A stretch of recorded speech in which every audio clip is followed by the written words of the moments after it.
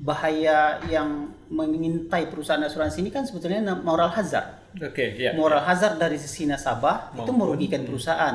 Moral hazard dari sisi perusahaan merugikan nasabah, gitu kan. Mewajibkan pernikahan bagi orang-orang yang sudah mampu. Kalau tadi adalah menyegerakan, sekarang mungkin kita berpindah kepada wajib gitu. Wajibnya melakukan pernikahan bagi orang-orang yang mampu. Bahkan teman-teman saya berpikirnya seperti ini gitu kan. Boleh nggak kita kalau levelnya tak niat mengingat kondisi sekarang, boleh nggak 2 atau 3?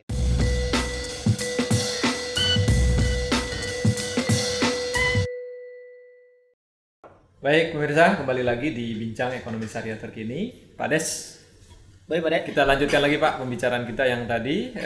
Silakan, yang tadi cerita tentang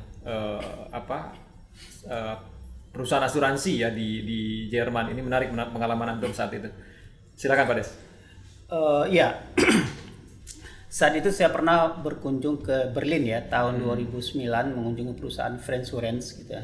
Saya tertarik ke sana karena dia mampu menghindari moral hazard gitu ya. Moral hazard baik dari sisi perusahaan asuransi ataupun dari sisi nasabah asuransi. Bahaya yang mengintai perusahaan asuransi ini kan sebetulnya moral hazard. Moral hazard dari sisi nasabah itu merugikan perusahaan. Moral hazard dari sisi perusahaan merugikan nasabah, gitu kan. Nah, artinya tidak ada etikat baik di sana. Tadi kan dua-duanya harus jujur ya. Harus jujur. Harus punya etikat yang baik. Itu adalah prinsip dasar dari asuransi. Namanya Itmat Busfais kan, ada etikat baik kita. Tadi Pak Des mengatakan bahwa ini kalau dilihat dari sisi syariah justru malah ini yang syariah gitu ya, ini yang syariah sebetulnya gitu. Nah, gimana ini? Saya katakan itu syariah begini, karena dua-duanya sama meyakini etikat baik itu membawa kebaikan. Etikat baik dari perusahaan membawa kebaikan bagi nasabah, etikat baik nasabah membawa kebaikan bagi perusahaan. Nah, dengan etikat baik ini gitu, jadi perusahaan bisa mengurangi klaim 80% dari tahun-tahun sebelumnya gitu. Jadi dia bisa menghindari 80% dari klaim-klaim yang boleh jadi dikatakan itu adalah nasabah nakal gitu. Nasabah nakal. Kenapa? Karena mereka terpicu dengan harus ada klaim. Kalau tidak klaim mereka rugi gitu. Nah, sekarang yang mereka balikan adalah tidak klaim untung gitu. Nasabah tidak klaim dia untung, perusahaan asuransi tidak klaim dia rugi. Artinya perusahaan asuransi pengen nasabah klaim, nasabah pengen dia tidak klaim gitu. Jadi selama ini kan perusahaan asuransi menolak klaim, sementara nasabah mau klaim. Ini yang terjadi di negara kita ya, kebanyakan. Bukan di negara kita saja, di seluruh dunia seperti itu. Tapi perusahaan ini membalikkan fakta itu gitu. Dia ingin membalikkan bahwa perusahaan asuransi itu adalah di posisi yang kalau dulu kan perusahaan asuransi kan di sisi yang tinggi. Keputusan dia untuk memberikan apakah ini klaim ini diterima atau tidak, terima atau ditolak gitu. Nah, nasabah juga demikian. Nasabah dulu ketika dia mengajukan klaim itu dia berada di posisi yang lemah gitu kan. Nah, sekarang sama-sama berada di posisi yang kuat. Nasabah itu berada di posisi yang kuat gitu. Dia tidak mau klaim karena dia pengen untung. Nasabah perusahaan asuransi pengen klaim karena dia pengen untung gitu. Nah, dengan begini gitu. Jadi premi yang terkumpul oleh perusahaan asuransi itu bisa mereka investasikan dengan leluasa karena mereka tidak khawatir untuk membayar klaim, apalagi klaim yang dibuat-buat, klaim yang tinggi-tinggi gitu. Jadi kan yang ditakutkan oleh asuransi ini sebetulnya kan klaim ya. Klaim. Ketika ada klaim itu mereka harus mengeluarkan uang dan itu menganggap adalah kerugian gitu ya. Itu yang dialami oleh banyak perusahaan asuransi umum sebetulnya ya. Ada mungkin di beberapa tahun terakhir kalau tidak salah ya, saya juga tidak memiliki data itu bahwa semakin tinggi klaim dari tertanggung gitu ya, perusahaan asuransi harus menanggung kerugian yang begitu besar gitu ya. Nah, dari pengalaman tadi ya, dari pengalaman di perusahaan di Berlin tadi, apa yang bisa kita kita serap gitu, kita mungkin jadikan sebagai benchmark ya perusahaan-perusahaan asuransi yang ada di tanah air ini di Indonesia. Khususnya buat asuransi syariah ya. Tadi di sana itu polis itu masih dibatasi 1 tahun, gitu. Masih batasi 1 tahun. Tahun berikutnya mereka bisa mendapatkan pengembalian uang dari yang 40% ini, dari sisa premi ini, untuk mereka lanjutkan premi di tahun berikutnya. Tapi apakah mereka mau lanjut atau tidak, mereka tetap dapat pengembalian. Berbeda dengan sistem no claim diskon gitu. No claim diskon. No claim diskon. Jadi kalau no claim diskon itu kalau seandainya tidak ada klaim, dia diskon untuk perpanjangan premi di tahun depan gitu. Nah, ini apakah dia mau lanjut atau tidak, dia tetap dapat pengembalian gitu. Nah, ini yang membuat nasabahnya semakin banyak dan semakin banyak gitu. Dalam 3 tahun saja gitu, dia sudah bisa mengalahkan perusahaan-perusahaan yang selevel dengannya di Berlin tersebut gitu. Nah, ini kalau seandainya kita konversi ya ke perusahaan asuransi syariah tadi saya sebutkan, di mana polis itu tidak diberikan batas waktu 1 tahun, tetapi diberikan batas waktu sampai dia klaim gitu. Artinya ketika dia tidak klaim, artinya polisnya akan terus berlaku terus. Artinya seorang nasabah itu akan berusaha untuk tidak klaim selama-lamanya gitu kan. Sekali dia membeli polis, dia akan bertahan untuk selama-lamanya. Selama kerusakan itu masih bisa dia handle sendiri, dia tidak akan klaim kepada perusahaan asuransi. Artinya dana perusahaan asuransi masih akan tetap stabil dan bisa dia investasikan terus dan terus gitu. Karena dia tidak khawatir untuk membayar klaim. Hasil data empiris ya yang benar. Pak Des peroleh ketika melakukan benchmarking dengan perusahaan asuransi di luar ya. Nah, demikian sehingga secara teoritis gitu ya, secara teoritis kan sangat make sense ya, masuk akal untuk kita lakukan. Tetapi bagaimana dengan praktek di lapangan gitu? Apakah ini bisa dijalankan? Buktinya di Berlin itu berjalan. Buktinya di Berlin itu berjalan gitu. Walaupun itu bukan negara Muslim ya. Bukan negara Muslim gitu. Tetapi yang mereka jual itu adalah posisi nasabah itu bukan lagi di bawah posisi perusahaan asuransi gitu. Antara nasabah dengan perusahaan punya posisi yang sama, punya bargaining yang sama. Gitu. Dan mereka tadi ya saling menjaga, bahkan si nasabah ini menjaga supaya dia tidak klaim. Tidak klaim. Bukan si perusahaan menjaga si nasabah supaya tidak klaim. Ini sangat kontras sekali yang terjadi yang saya tahu di negara kita. Oke, Pak Des, ini menarik ya. Mungkin nanti kita di segmen-segmen yang lain kita bicarakan khusus terkait dengan hal ini lebih mendalam lagi. Nah, saya ingin kembali lagi kepada konteks yang paling mendasar dari asuransi syariah ya. Bicara tentang makosid syariah, asuransi syariah. Kami mungkin juga pemirsa kan banyak yang belum memahami secara baik terkait apa sih sebetulnya makosid syariah, asuransi syariah ini. Secara umum makosid syariah itu kan ada 5 variabel ya. Pertama adalah hifzuddin, menjaga agama, hifzun nafsi, menjaga jiwa, hifzul akal, menjaga akal, hifzun nasal, menjaga keturunan, hifzul mal, menjaga harta gitu. Nah, konsep dari ajaran Islam itu sebetulnya kan menjaga harta dan manusia kan dari sesuatu yang merusak atau yang membahayakan, merugikan. Nah, khusus dari konsep harta itu dia harus selamat kan ya. Harus selamat dan harus dijaga. Harus terhindar dari hal-hal yang memudaratkan gitu. Nah, dari 5 variabel itu dia punya 3 tingkatan. Ada yang disebut dengan tingkatan darurat, ada yang disebut dengan tingkatan hajah gitu ya. Hajah dan tahsiniyat. Hajah ya, bukan hajah. Hajah. Primer, sekunder dan tersier kayak gitu ya. Nah, tingkatan yang paling bawah itu kan doruri, sesuatu yang harus ada, mendesak, primer lah gitu kan ya. Harus ada gitu. Contohnya? Ya, seperti kalau zaman sekarang mungkin yang primer itu kita harus punya rumah. Mungkin punya kendaraan, kita harus punya kendaraan. Bagaimana sih kendaraan yang primer? Mungkin tidak kendaraan yang baru, tetapi kebutuhan mendasar dari manusia. Bisa dipakai untuk berusaha, bisa dipakai untuk transportasi. Kayak motor, mungkin motor bekas lah kayak itu kan ya.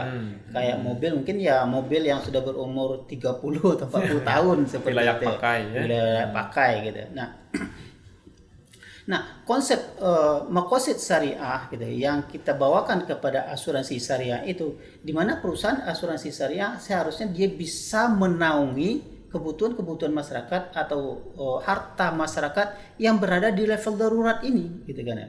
Level darurat ini. Karena harta itu darurat. Kalau seandainya dia tidak punya harta itu, dia bisa susah gitu ya, susah. Mobilnya hilang, dia nggak bisa bekerja lagi. Dia susah dan bahkan misalnya mengancam jiwanya, mengancam hidupnya. Ya, mengancam hidupnya gitu. Nah, jadi dalam konsep ta'awanu 'alal birri wa taqwa gitu ya. Konsep ta'awanu 'alal birri wa taqwa, tolong menolong dalam kebaikan dan ketakwaan, seharusnya konsep ini lebih diutamakan kepada hal-hal yang darurat ini. Karena hal-hal yang darurat inilah yang paling esensi dalam kehidupan manusia gitu. Kalau temuan Pak Des dalam kondisi sekarang, dalam tataran pragmatisnya, apa yang terjadi? Kalau kondisi sekarang gitu, konsep asuransi syariah itu bukan konsep yang darurat.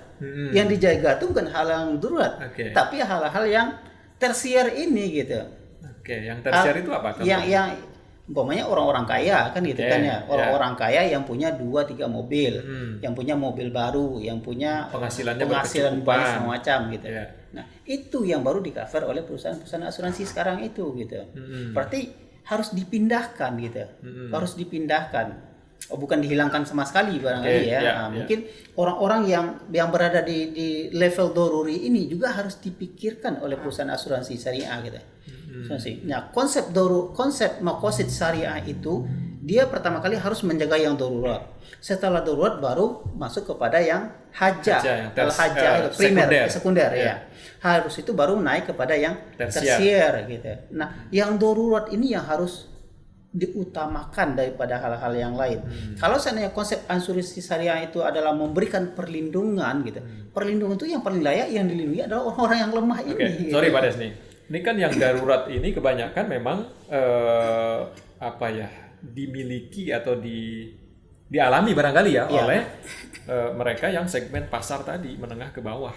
Yang mereka tadi mereka belum mampu atau tidak mampu barangkali membeli polis asuransi atau untuk berasuransi tadi. Ini kan satu hal yang menurut saya mungkin agak bertentangan. Ini bagaimana kira-kira? Begini, orang-orang yang berada di level menengah ke bawah itu gitu, pasti mereka bisa beli atau masuk dalam polis asuransi tersebut. Kecuali orang-orang miskin ya.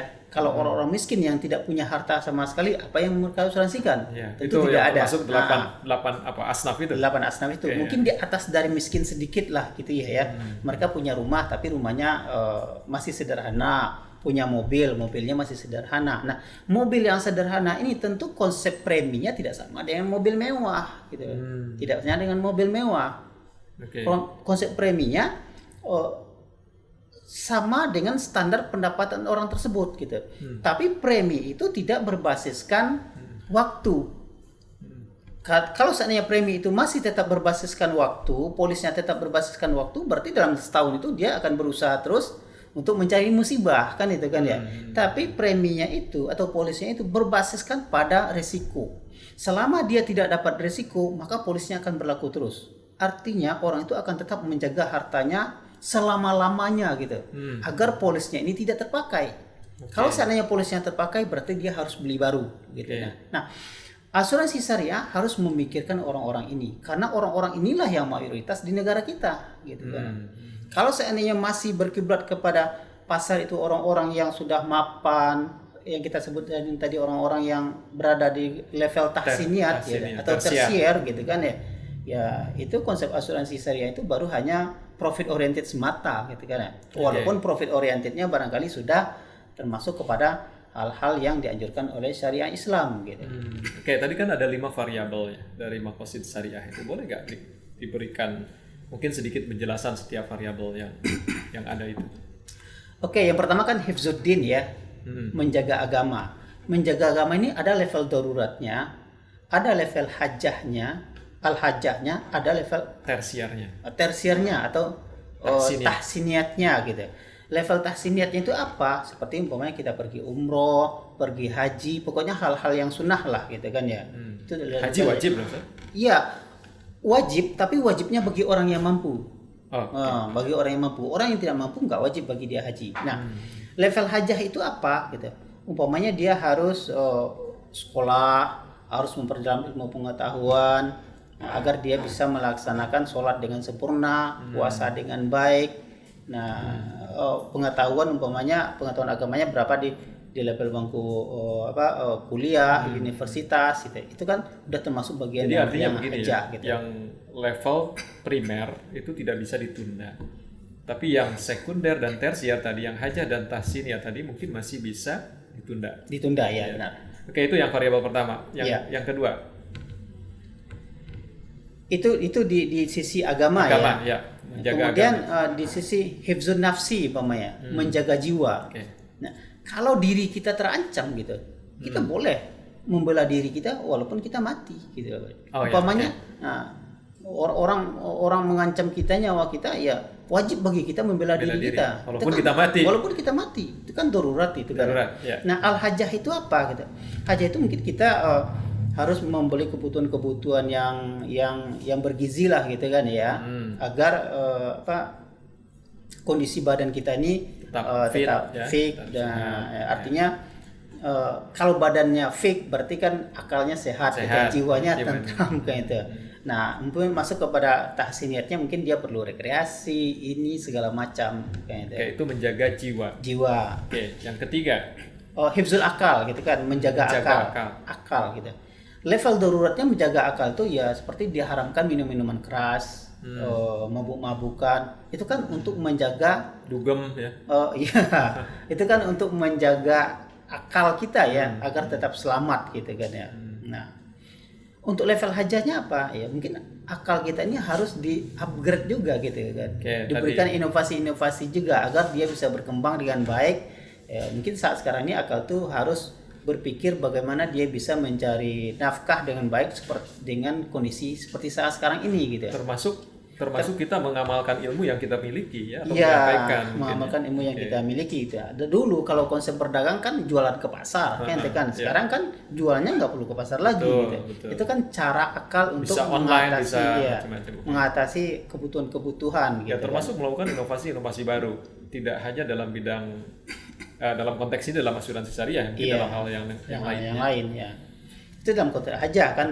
Dalam konteks tahsiniyatnya gitu.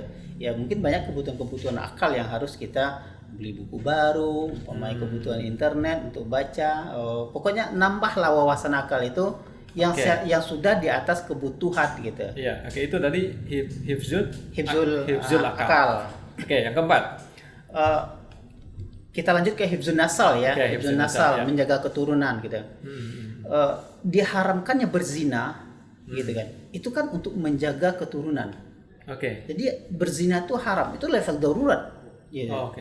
Agar apa? Agar keturunan kita itu bisa diketahui. Ini gitu. Berat ini, berat. Kalau bicara tentang tentang zina itu berat sekali. Berat sekali. Memandang aja dengan syahwat kan itu sudah termasuk zina katanya ya. Benar, sebagian ulama mendefinisikan demikian. Tapi definisi inti dari zina itu adalah melakukan hubungan seksual. Itu sebetulnya definisi inti dari perzinahan itu. Makanya dia bisa menyebabkan terjadinya kehamilan yang menyebabkan keturunan itu sudah tidak lagi diketahui dengan baik gitu. Ya, makanya itu dalam konteks maqasid syariah, untuk asuransi syariah ya. Salah satunya adalah harus menjaga keturunan ya. Yang sekundernya? Yang sekundernya dalam menjaga keturunan ya mungkin menyegerakan pernikahan gitu. Menyegerakan pernikahan pada saat dia mampu. Itu kan hajah itu kan ya. Level tahsiniyatnya adalah ya itu mewajibkan pernikahan bagi orang-orang yang sudah mampu. Kalau tadi adalah menyegerakan, sekarang mungkin kita berpindah kepada wajib gitu. Wajibnya melakukan pernikahan bagi orang-orang yang mampu. Bahkan teman-teman saya berpikirnya seperti ini gitu kan. Boleh nggak kita kalau levelnya tahsiniyat mengingat kondisi sekarang, boleh nggak 2 atau 3 gitu ya. Silakan saja kalau mampu. Kuat ya. Mampu dalam artian segala hal termasuk gitu. Berbuat adil kan gitu ya. Ini mungkin pemirsa ada yang punya niat ya untuk 2, 3 gitu ya, boleh saja ya. Asal tadi bisa berlaku adil. Baik, Pak Des ini yang hifzul mal terakhir ya, satu lagi ya, variabel terakhir. Nah, hifzul mal tadi dalam konteks daruratnya ya, harta ini kan harus dijaga dari segala sesuatu yang membahayakan. Dalam konsep fikihnya kan la doror wala diror kan itu kan ya. Tidak boleh hal-hal yang membahayakan dan pokoknya harta itu tetap terjamin kan itu ya. Maka diharamkannya lah perjudian kan itu. Itu kan untuk menjaga harta gitu.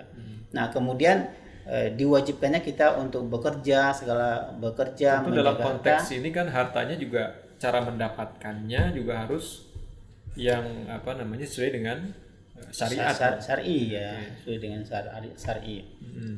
Dalam konteks hajanya ya kita harta ini harus kita kita pelihara dengan baik. Boleh jadi kebutuhannya itu sudah sampai kepada asuransi tadi itu. Bagaimana kita menjaga harta ini agar dia tidak rusak, tidak hilang, tidak rugi, kita itu tidak hancur. Mungkin cara satunya kita melakukan pertanggungan asuransi tadi gitu kan. Itu barangkali sudah sampai kepada tingkat hajah saat sekarang ini gitu kan. Kalau dulu boleh jadi asuransi itu adalah tingkat tahsiniat gitu kan, tahsiniat. Tapi tahsiniat kan bisa turun kepada tingkat hajah dengan kondisi ketika kondisinya sudah berubah kan ya. Berubah saat sekarang ini gitu.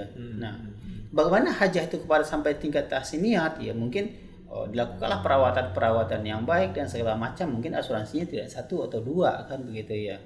Nah, jadi di sisi maqasid syariahnya asuransi syariah ini dia harus menyasar kepada orang-orang kelas bawah ini gitu, di mana hartanya itu adalah menjadi sumber kehidupan bagi dia gitu.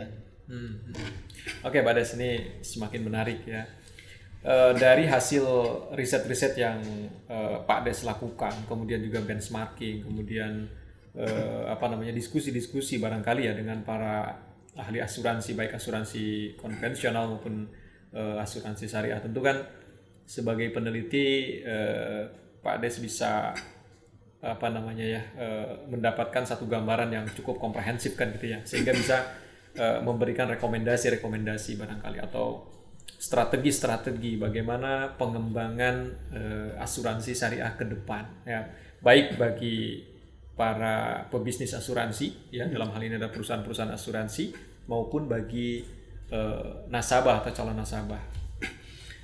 Bagi perusahaan asuransi hal yang esensi adalah tentang SDM-nya, sumber daya manusianya, karyawannya segala macamnya. Harus orang-orang yang betul-betul tahu dengan prinsip-prinsip dasar asuransi tersebut.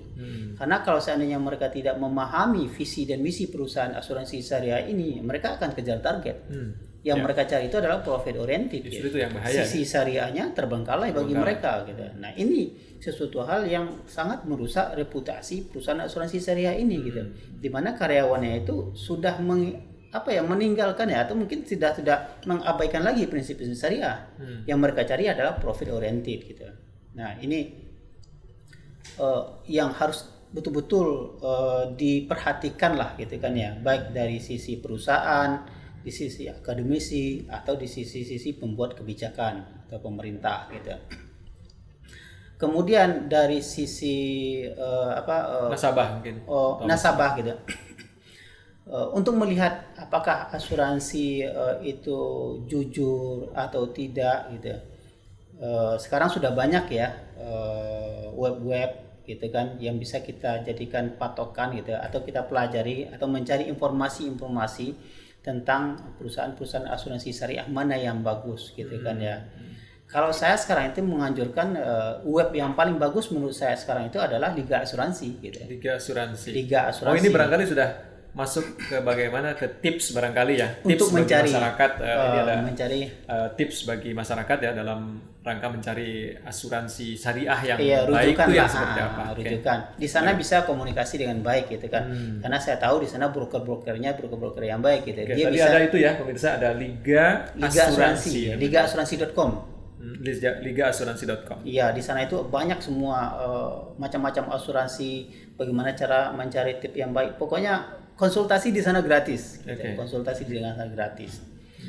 Dari sisi nasabah itu, mungkin dari sisi produknya yaitu produknya harus berubah gitu, Pak. Ini barangkali strategi ke depan ya. Strategi ke depan ya. Kita itu harus betul-betul jelas gitu kan ya. Kalau dalam Al-Qur'an disebutkan nih lakum dinukum waliyadin gitu. Produk konvensional ya udahlah, level konvensional saja. Syariah ini kita harus cari yang syariah gitu kan. Jangan syariah itu lagi mengikuti konvensional. Artinya gitu. Syariah jadi syariah. Nah, bisa boleh ya. Syariah gitu. Sekarang produk asuransi syariah itu banyak mencontoh konvensional. Begitu juga dari sisi akadnya gitu kan. Atau bukan dari sisi polisnya. Polis gitu tadi ya. Yang berbeda saat sekarang ini saya lihat itu baru akad gitu kan ya. Akadnya memang sudah berada kepada akad yang syariah. Produk juga demikian gitu, sudah berada dalam produk-produk yang halal. Tapi akad dan produk ini kan harus dimotori oleh SDM gitu. Harus notori SDM gitu. Nah, SDM ini harus diawasi. Yang saya lihat selama ini DPS itu baru hanya mengawasi produk sama akad saja gitu. Selama ini belum mengawasi SDM-nya ini. SDM. Selama ini memang SDM itu kan disuplai dari pendidik perguruan tinggi ya, dari lembaga-lembaga pendidikan. Memang saya melihat memang lembaga-lembaga pendidikan masih relatif kurang ya menyediakan khususnya untuk asuransi syariah ya. Mungkin kalau untuk lembaga keuangan dan lain-lain saya kira sudah cukup banyak. Bagaimana nih Pak Des sebagai akademisi memandang hal ini? Kalau seandainya kita lihat perkembangan terakhir ya, sudah banyak perguruan tinggi Islam yang mendirikan prodi perbankan syariah dan asuransi syariah atau ekonomi syariah. Mereka ini sesungguhnya sangat mudah untuk dididik atau diarahkan menjadi SDM asuransi syariah gitu. Karena konsep-konsep dasarnya mereka sudah paham. Nah, tinggal sekarang bagaimana perusahaan-perusahaan asuransi syariah itu mengutamakan mereka gitu. Mengutamakan mereka atau memilih mereka daripada yang lain. Ini menurut saya. Baik Pak Des, ini sangat menarik pembincangan, tapi kita memang juga dibatasi oleh waktu. Terima kasih atas kehadirannya dan waktu yang sudah disediakan oleh Pak Des untuk hadir di sini. Mudah-mudahan silaturahminya kita bisa terus ya. Terima kasih Pak Des. Insya Allah mudah-mudahan nanti di lain kesempatan kita bisa membahas lebih detail lagi, lebih mendalam lagi terkait dengan asuransi atau mungkin topik-topik riset yang lain dari Pak Desmadi. Sukses selalu, insya Allah riset-risetnya mudah-mudahan semakin banyak dan semakin bermanfaat bagi masyarakat. Dan jangan bosan-bosan kalau diundang oleh BES. Baik Pak Des, terima kasih. Tetap bisa berbagi ya. Terima kasih Pak Des, begitu juga sahabat-sahabat BES. Mudah-mudahan apa yang kita sampaikan ini bermanfaat buat kita dan bermanfaat buat semua masyarakat. Baik, terima kasih Pak Des. Demikian pemirsa dan sahabat BES, mudah-mudahan apa yang kita perbincangkan hari ini memberikan manfaat dan memberikan pengetahuan yang luas ya bagi masyarakat secara umum, dan mudah-mudahan nanti di lain kesempatan kita juga bisa membahas tentang asuransi syariah ini dari sudut pandang yang berbeda supaya lebih komprehensif lagi dari pengetahuan dan pemahaman kita. Demikian, mohon maaf atas kekurangannya. Assalamualaikum warahmatullahi wabarakatuh. Assalamualaikum warahmatullahi wabarakatuh.